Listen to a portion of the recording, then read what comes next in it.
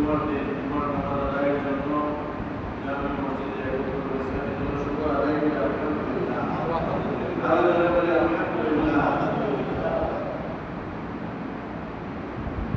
জুমার দিনে আমরা ধারাবাহিকভাবে কোরআনের আলোচনা শুনে থাকি। আজকে সূরা তাওবার 67 নম্বর আয়াত এবং 68 নম্বর আয়াত, এই আয়াত তেলাওয়াত করেছি।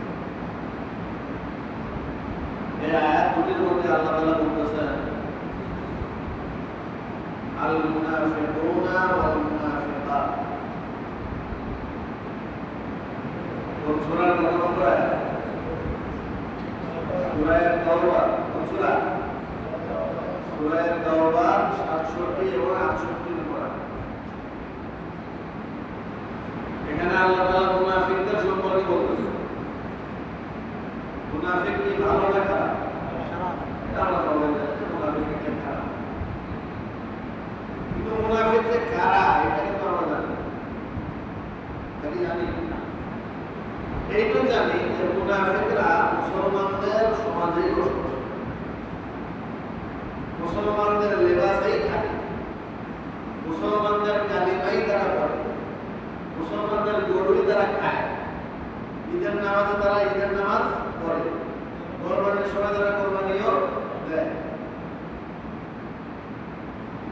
কিন্তু তারা মুসলমানদের স্বার্থে কাজ করে না, কাজ করে ইসলামের দুশমন কাফেরদের সাথে। সমাজে এমন ভাবে মিশে থাকে যে তাদেরকে আইডেন্টিফাই করা, চিহ্নিত করাটা মুশকিল হয়ে যায়। এটা আমাদের দুর্বলতা নয়, বরং এটা রাসূলের জামানা থেকে এভাবে চলে আসছে। রাসূলের জামানাতেও মুনাফিকদের তালিকা আল্লাহ রাসূল জানতেন, কিন্তু হুযায়ফা নামক একজন নরম মেজাজ কোমল হৃদয়ের সাহাবীর কাছে সেই তালিকা দিয়েছেন। ওমর রাদিয়াল্লাহু আনহুর কাছে সেই তালিকা দেন। তার কারণ হলো ওমর যদি জানতো এই তালিকা তাহলে প্রথম দিনই শেষ করে দিত। ইসলামের কনসেপ্ট এটা নয়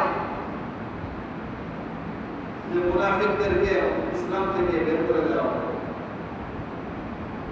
ইসলামের কনসেপ্ট এটা নয় যে মুনাফিকদের সাথে অসৎ আচরণ করা হবে। বরং ইসলামের কনসেপ্ট হলো এটা,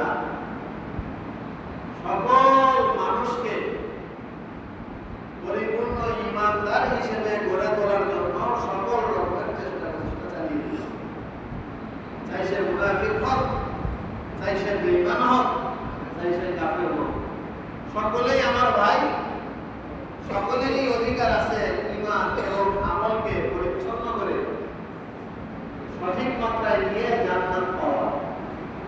জান্নাত পাওয়ার অধিকার আল্লাহর বান্দার সবার। তাহলে জান্নাত পাওয়ার অধিকার আল্লাহর বান্দার সবার। একজন কাফের সেও জান্নাত পাবে যদি কালিমা পড়ে দুনিয়া থেকে যেতে পারে। সারা জীবন কাফের অবস্থায় কাটাইছে, মৃত্যুর আগে কালিমা পড়েছে, জান্নাতি না জাহান্নামী? বলেন জান্নাত।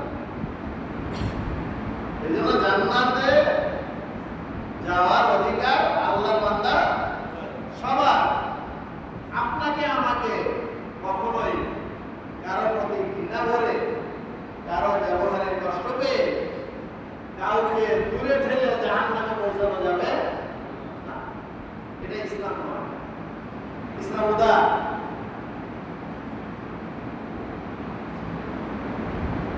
কিন্তু সতর্ক থাকতে হবে,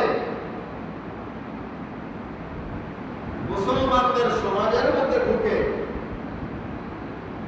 মুনাফিকরা যেন ইসলামের ক্ষতি করতে না।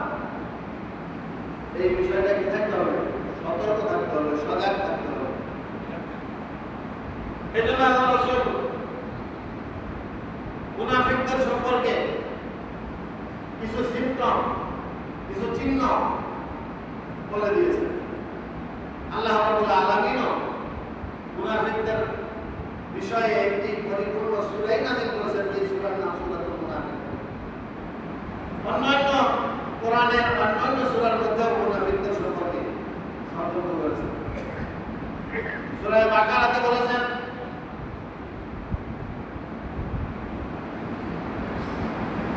وَإِذَا قِيلَ لَهُمْ آمِنُوا كَمَا آمَنَ النَّاسُ এই মুনাফিকদেরকে যখন বলা হয় তোমরা ঈমান আনয়ন করো ওইরকম ঈমান যেরকম নবীর সাহাবীরা ঈমান এনেছে তারা বলে আনুমিনু কামা আমানাস সুফাহা আমরা এরকম বেকুব লোকদের মতন ঈমান আনতে পারি না। মুনাফিকদের দৃষ্টিতে খাঁটি ঈমানদাররা বেকুব। বলেন মুনাফিকদের দৃষ্টিতে খাঁটি ঈমানদাররা কি বেকুব? কেন? খাঁটি ঈমানদাররা ঈমানের কারণে কাফেরদের জুলুম নির্যাতনের শিকার হয়। মুনাফিকরা কৌশলে চলার কারণে কাফেরদের বন্ধু হয়ে।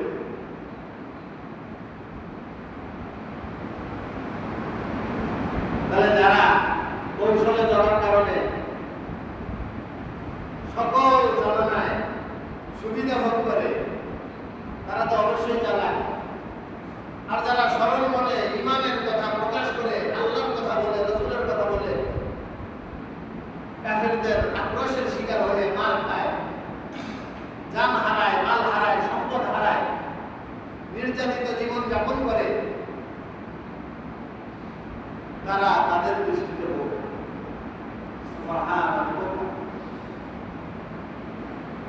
আল্লাহ তাআলা বলেন ও মুনাফিকের দল তোমরা আমার ঈমানদার বান্দাদেরকে বোকা মনে করতেছো।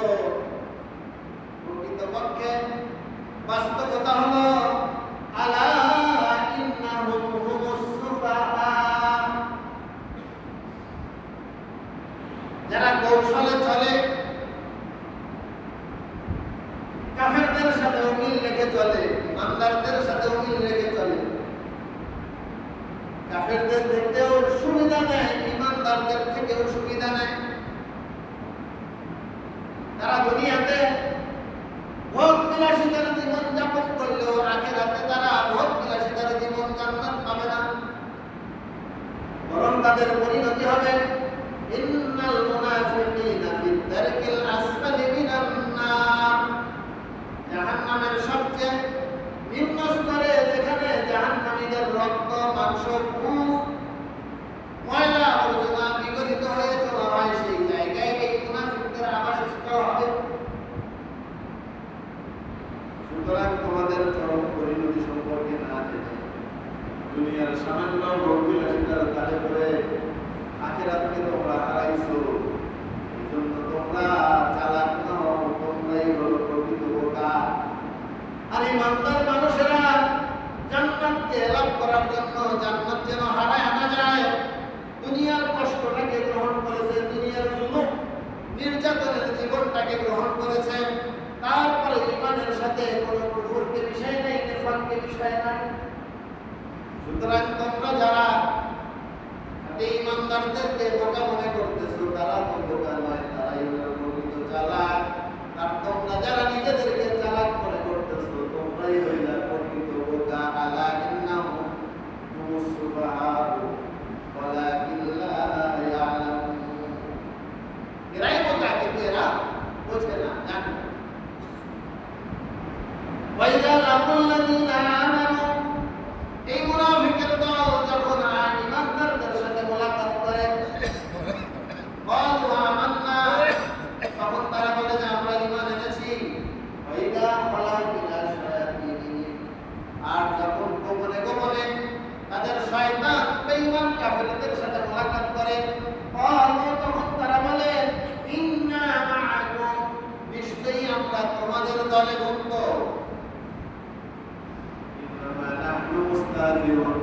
মুসলমানদের দল বোঝে না, তারা সহজ সরল, তাদেরকে আমরা ধোঁকা দিয়ে থাকি, তাদেরকে আমরা কি করি? ধোঁকা দিয়ে থাকি, মস্কারি করি।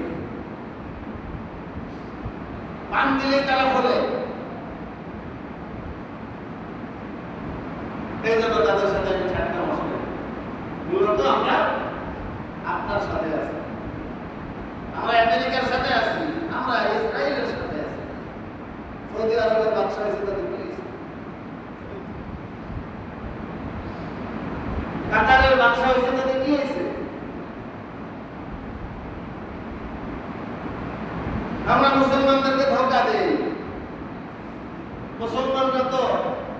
ঠিক মতো ভাতা পাইলেই চলে।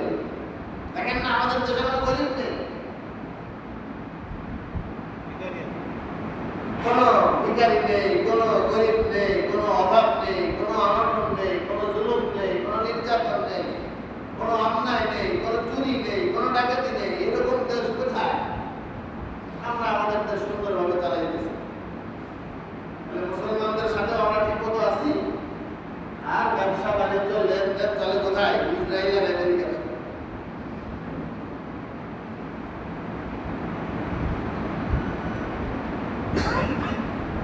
দুঃখ লাগে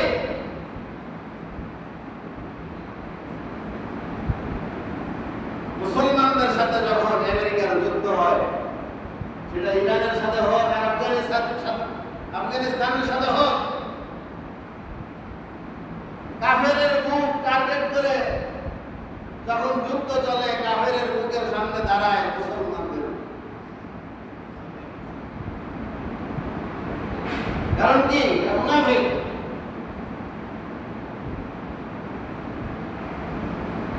আল্লাহ রাব্বুল আলামিন সূরা তাওবার 67 নম্বর আয়াতের ভিতরে কি বলে শুনেন। আল মুনাফিকুনা ওয়াল মুনাফিকাত, শুধু মুনাফিক পুরুষই নয়, মুনাফিক নারীও আছে। কি মুনাফিক শুধু পুরুষ আছে না নারীও আছে? 16 বছর যে বাংলাদেশের শাসন চালাইলো, সে কি পুরুষ না নারী? এজন্য বলে আল মুনাফিকুনা ওয়াল মুনাফিকাত, মুনাফিক পুরুষও আছে, মুনাফিক নারীও আছে। কি করে তারা? বা'দুহুম মিন বা'দ, একজন আরেকজনের অংশ, একজন আরেকজনের সহযোগী, একজন আরেকজনের আগায় দেয়। তাদের কাজ হলো ইয়ামুরুনা বিল মুনকার, অন্যায়, অসত্য, অবিচার, পাপাচার, জিনা, ব্যভিচার, মাদক, দুর্নীতি, চাঁদাবাজি, সন্ত্রাসী, এরকম আরো আছে। 10টা হইল। মুনকার মানে পাপের কাজ। মুনকার মানে কি বলেন? পাপের কাজ। এই মুনাফিকদের কাজ হলো দেশের ভিতরে পাপের কাজের সয়লাভ করা।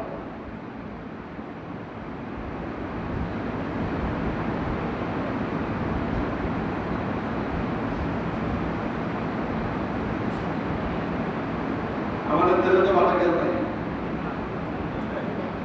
হ্যাঁ, এই যে 10টা পাপের কথা বললাম, আমাদের দেশে আছে। কেমন যেন সবাই ভয়ে কথা বলতে আছে না নাই বলেন? এর মানে হলো আমাদের দেশে মুনাফিক আছে।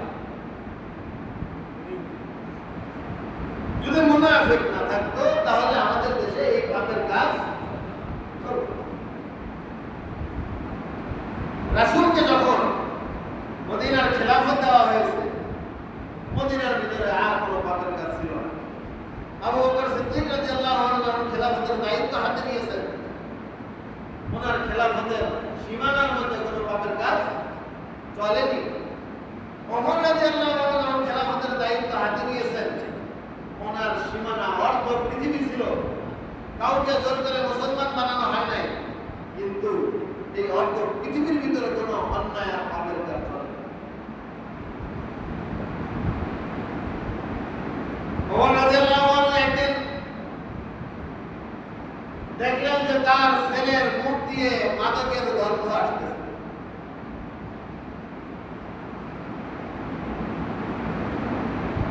বললেন যে তুমি কি মাদক সেবন করেছো? নাম ছিল। বললো যে না, আমি একটু নবিজ খেয়েছি। নবিজ মানে হলো খেজুর ভিজায়া তার রস খেয়েছি। খেজুরকে ভিজায়া রস খাওয়া, আপনি ভিজায়া সকালে খাইলে কোনো সমস্যা নেই, কিন্তু যদি খেজুর ভিজায়া রস করে 7 দিন পরে খান তাহলে নেশা।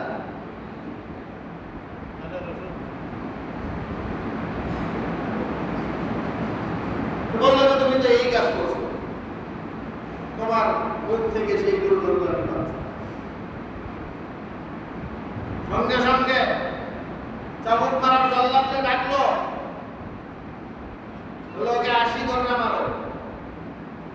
চাবুক মারার জল্লাদ খলিফা, প্রধানমন্ত্রী বা প্রেসিডেন্ট, অর্ধ পৃথিবীর বাদশাহ, তার ছেলের গায়ে চাবুক মারা, কর্মচারীর পক্ষে সম্ভব?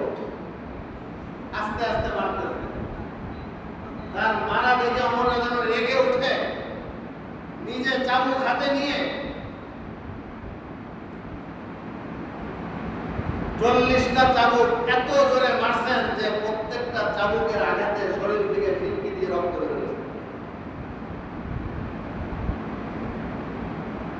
40টা মারার পরে মারা গেছে। আল্লাহর হুকুম, আমি আরো 40টা বাকি রয়েছে, সেটা আমার মারা হয় নাই, দাফন করার পরে কবরের উপরে বাকি 40টা।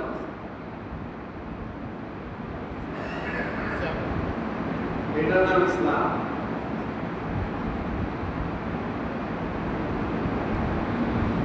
রাসূল কি বলেছেন?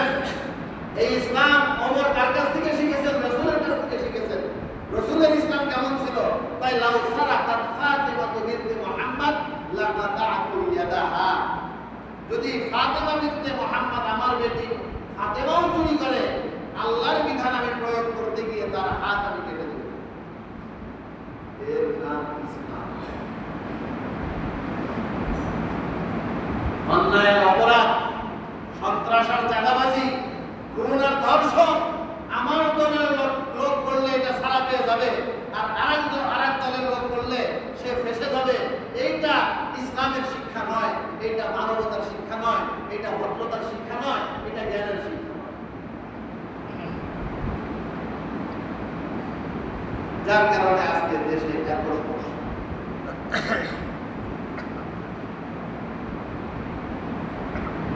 এই অন্যায়গুলো আজকের পৃথিবীতে চলতেছে, তার কারণ হলো আজকের দুনিয়াতে, আজকে আমাদের দেশে, আমাদের এলাকায় ইমানদারের অভাব, মুনাফিকের সংখ্যা বেশি। ইয়ামুরুনা বিল মুনকার,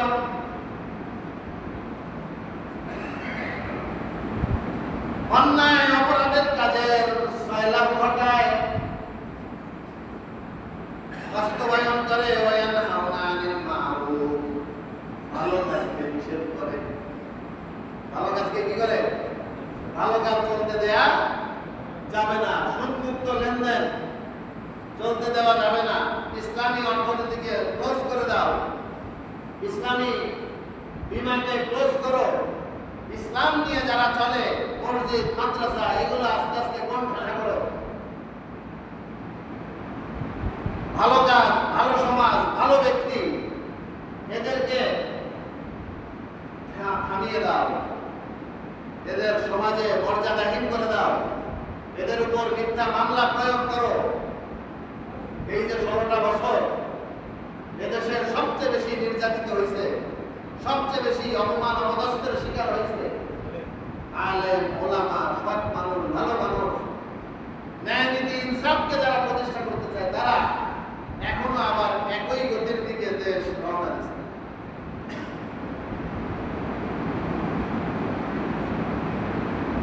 ওয়ায়ানহাউনা আনিল মা'রুফ, দেশের মধ্যে ভালো কাজ করতে দেবে না। ওয়ায়াকবিদুনা আইদিহিম, তারা তাদের হাত দিয়ে বিভিন্ন সম্পদ কব্জা করবে, কারো ঘের দখল করবে, কারো ব্যাংক লুট করবে, কারো টাকা পয়সা লুট করবে। এটাকে কি বলা হয়? চাঁদাবাজি করে করে নিজেদের উদর পূর্তি করবে আর জনগণকে ধ্বংস করে দেবে। নাসরুল্লাহ, এতগুলো অন্যায় যারা করে, তারা কখনোই আল্লাহকে স্মরণ রাখতে পারে না। আল্লাহকে যদি তারা স্মরণ রাখতো, আল্লাহর ভয় যদি তাদের অন্তরে থাকতো, আল্লাহর প্রতি ঈমান আর বিশ্বাস যদি তাদের অন্তরে থাকতো, এতগুলো পাপের কাজ তাদের দ্বারা করা সম্ভব হতো না। এই জন্য আল্লাহ বলছেন নাসরুল্লাহ, এই লোকেরা আল্লাহ তাআলাকে ভুলে গিয়েছে, যদিও তারা মুসলমান।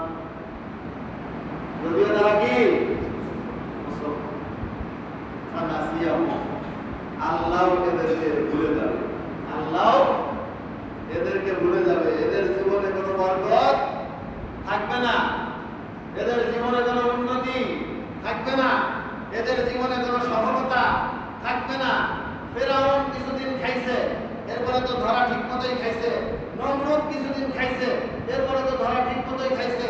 এইভাবে কিয়ামত পর্যন্ত যত ফেরাউন আর নমরুদ আসবে, আল্লাহ তাআলা তাদেরকে কোনোদিন স্মরণ করবে না। আল্লাহ তাআলাও তাদের প্রতি কি করবেন? কব্জা করবেন। আল্লাহ তাআলাও রহমত থেকে তাদেরকে বঞ্চিত করবেন, রহমতের ব্যাপারে তাদেরকে ভুলে যাবেন। কেননা ইন্নাল মুনাফিকিনা হুমুল ফাসিকুন, নিশ্চয়ই মুনাফিকরাই হইল এই জমিনের উপরে আল্লাহর নাফরমান। ওয়াদাল্লাহুল মুনাফিকিনা ওয়াল মুনাফিকাত, আল্লাহ তাআলা অঙ্গীকার করেছেন মুনাফিক পুরুষ এবং মুনাফিক নারীর সাথে, ওয়াল কুফারা, আর মুনাফিকদেরকে যারা ইন্ধন দেয়, পরিচালনা করে, ওই কাফেরদের সাথে। কাদের সাথে আল্লাহ ওয়াদা করেছেন? মুনাফিক পুরুষ, মুনাফিক নারী, আর মুনাফিকদেরকে যারা পরিচালনা করে, কাফের, বেঈমান, ইসরায়েল, আমেরিকা, ভারত, তাদের কথা আল্লাহ তাআলা বলতেছেন। তাদের ব্যাপারে আল্লাহ তাআলা অঙ্গীকার করেছেন নার ও জাহান্নাম। তাদের জন্য আল্লাহ তাআলা মেহমানদারির ব্যবস্থা রাখছেন। সেটা কি? জাহান্নামের আগুন। নার মানে আগুন, জাহান্নাম মানে দোজখ। তাদের মেহমানদারি কি দিয়ে হবে ভাই? জাহান্নামের আগুন দিয়ে মেহমানদারি হবে। আর দুনিয়াতেও সীমিত কিছু সময় আল্লাহ তাআলা ইস্তেরখা করবেন, ঢিলা দেবেন। ওই ঘুরি উড়ানোর সময় যেমন 2 ঘন্টার জন্য খালি সুতা ছাড়তে থাকে, এরপরে যখন সন্ধ্যা লেগে যায় আবার ক্লোজ করে দেবেন। তো আল্লাহ তাআলা এখন সুতা ছাড়তেছে, যখন সন্ধ্যা ঘনিয়ে আসবে আল্লাহ ক্লোজ করে দেবেন। আল্লাহ কোনো বিনাকে এত ছাড় দেয় না, কোন কাফেরকে এত ছাড় দেয় না, কোন মুনাফিককে এত ছাড় দেয় না। খালিদিনা ফিহা, সেই জাহান্নামে তারা চিরদিন বসবাস করা লাগবে, থাকতে হবে, আযাব ভোগ করতে হবে। ইয়া আসকুহুম ওয়া লাআনাহুমুল্লাহ, এই জাহান্নামী তাদের সারা জীবনের কৃতকর্মের জন্য যথেষ্ট হবে এবং তাদের উপরে আল্লাহ তাআলা রাগান্বিত হবে, অভিশাপ দেবেন। ওয়া লাহুম আযাবুন মুকিম, তাদের জন্য এই শাস্তি হবে স্থায়ী শাস্তি, পার্মানেন্ট পানিশমেন্ট, স্থায়ী শাস্তি। মুনাফিকদের জন্য স্থায়ী শাস্তি, কাফেরদের জন্য স্থায়ী শাস্তি। যারা মুমিন, ঈমানদার, কিন্তু ভুলক্রমে হয়তো নামাজে অবহেলা করেছে, ভুলক্রমে কোনো হয়তো পাপে জড়িয়ে পড়ছে, কিন্তু ঈমান 100 ঠিক আছে, ঈমানদারদের সাথে তাদের সম্পর্ক, কাফের বেঈমানদের সাথে তার সম্পর্ক নেই, এমন যদি হয়, ওই ভুল ভ্রান্তির কারণে হয়তো কিছু যুদ্ধ হবে, এরপরে আল্লাহ তাআলা তাকে রহমতের চাদর দিয়ে ঢেকে বলে যে ফেরেশতারা আমাকে উঠায় নিয়ে আসো, ওর শাস্তি ভোগ করা শেষ। ফেরেশতারা তাকে উঠায় নিয়ে আসবে। নাহরুল হায়াত নামক এক নদী আছে, সেই নদীতে গোসল করায় নিয়ে আসো। ওই নদীতে ডুব দেওয়ার সাথে সাথে তাদেরকে আল্লাহ তাআলা নতুন এক শরীর দান করবেন। এরপরে জান্নাতের পোশাক পরায় বলবেন যে এইবার তুমি এদেরকে জান্নাতে নিয়ে তাদের আবাসস্থল ঠিকানা লেখা। সুতরাং পাপীদের মুক্তি আছে, কিন্তু মুনাফিক আর বেঈমান কাফেরদের কি নেই? মুক্তি নেই। তাদের জন্য সেখানে পার্মানেন্ট ব্যবস্থা থাকবে, সারা জীবন সেই জাহান্নামে রাখবে। এই দোস্ত, আজকে আমাদের ঈমানের দুর্বলতার কারণে, আমাদের মুনাফিকের কারণে আজকে আমাদের শত্রুরা তৎপর হয়ে, আপনি খেয়াল করছেন এই কয়েকদিনে যত খবর করেছেন, ভারতে কি পরিমাণ মুসলমানদের উপর জুলুম নির্যাতন চলছে, মসজিদগুলো ভেঙে দিচ্ছে। আমরা কি চুপ করে বসে থাকি? কিছুই করার নেই। ইসলাম কোন অমুসলিমের উপর জুলুমের কথা বলে না, নির্যাতনের কথা বলে না, বরং সাম্প্রদায়িক সম্প্রীতির সবচেয়ে বড় দৃষ্টান্ত হলো ইসলাম এবং মুসলমান। কারণ এই ইসলাম সারা পৃথিবীতে চলমান ছিল, কিন্তু খেলাফতের রাশিদিন বলেন 30 বছর, খেলাফতে উমাইয়া বলেন, খেলাফতে আব্বাসিয়া বলেন, যারা সারা পৃথিবীতে খেলাফত প্রতিষ্ঠা করেছিলেন, কিন্তু আজ পর্যন্ত একটাই উদাহরণ, একটা ইতিহাস এমন দেখেনি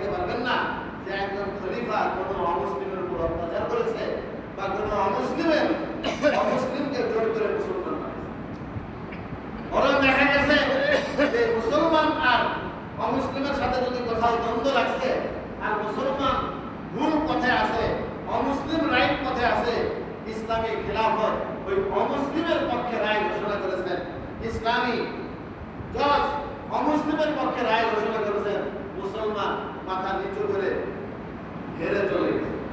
এটা হলো ইসলামের শিক্ষা। এই জন্য আমরা কারো বাড়িতে আগুন দেবো না, কারো মন্দিরে আক্রমণ করবো না, কোনো মুসলমান অমুসলিমের প্রতি আমরা কোনো কটাক্ষ করবো না।